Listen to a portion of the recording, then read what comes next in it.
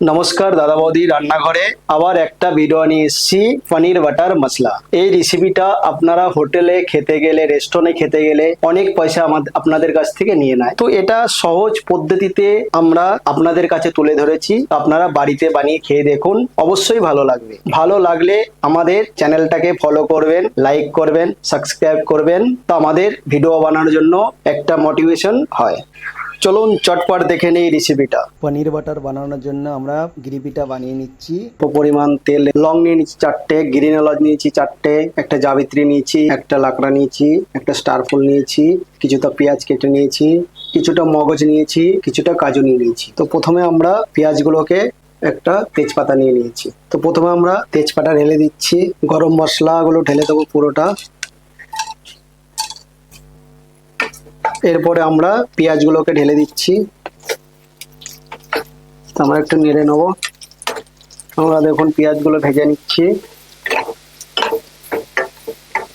আমাদের পেঁয়াজগুলো ভাজা হয়ে গেছে। এরপর আমরা টমেটো ঢেলে দিচ্ছি, টমেটো ঢেলে একটু নেড়ে দেবো। এরপরে মগজগুলো দিয়ে দিচ্ছি, কাজুগুলো দিয়ে দিচ্ছি,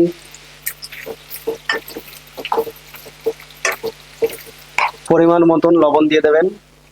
1 স্পুন জিরে পাউডার ঢেলে দিচ্ছি, 1 স্পুন ধনে পাউডার। আপনারা ঝাল যেরকম পরিমাণে খাবেন সেরকম হিসাবে লঙ্কার গুঁড়ো ডালবেন। আমরা 1 স্পুন ঢেলে দিচ্ছি, কাশ্মীর মির্চি দিয়ে দিচ্ছি 1 স্পুন। এরপর আমরা এটাকে নেড়ে দিচ্ছি। এরপর আমরা এটাকে ঢেকে দেবো। আমাদের গ্রেভি, টমেটো, পেঁয়াজ সব পেকে গেছে। এরপর আমরা মিক্সচারে পেস্ট করে নেবো। আমরা পনির বাটারের জন্য পনির নিয়ে নিয়েছি, পনিরটাকে ছোট ছোট করে কেটে নেবো।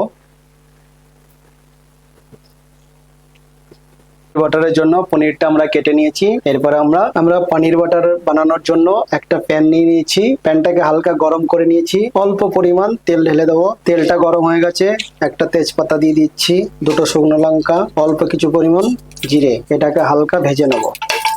অল্প বাটার দিয়ে দিচ্ছি। এরপর আমরা কিছু পেঁয়াজ চপ করে রেখেছি, সেটা ঢেলে দিচ্ছি। এটাকে পেঁয়াজটাকে হালকা ভেজে নেব।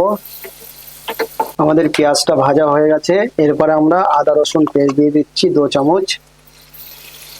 এটাকে হালকা ভেজে নেব। আদা রসুন ভাজা হয়ে গেছে, আমরা এরপর গ্রেভি ঢেলে দিচ্ছি। এখন গ্রেভি ঢেলে আমরা হালকা পাকিয়ে নিয়েছি। এরপরে পনিরগুলো কেটে রেখেছিলাম আমরা ঢেলে দিচ্ছি। ঢেলে দিয়ে আমরা একটু পাকাবো। কিছুটা পনির আমরা গ্রেট করে রেখেছিলাম, এটাকে ঢেলে দিচ্ছি। খেতে খুব টেস্টি হয়, গ্রেট করে ঢালবেন পনির। এরপর আমরা কিছুক্ষণ ঢেকে দেব। এটাকে হালকা নেড়ে কিছুক্ষণ ঢেকে দিচ্ছি। আমাদের পনির বাটারটা দেখুন তেল ছেড়ে দিয়েছে। তো আমরা একটু ক্রিম ঢেলে দিচ্ছি 2 চামচের মতন। ধনেপাতা চপ করে রেখেছিলাম, ঢেলে দিচ্ছি কিছু। এরপর আমরা পনির বাটারটাকে নেড়ে নামিয়ে দেবো, অল্প কস্তুরি মেথি দিয়ে। এরপর আমরা এটা নামিয়ে দেবো। আমাদের কমপ্লিট পনির বাটার মশলা। আমাদের পনির বাটার মশলা কমপ্লিট। এইভাবে আপনারা বাড়িতে বানিয়ে খেয়ে দেখবেন, দুর্দান্ত টেস্টি লাগবে।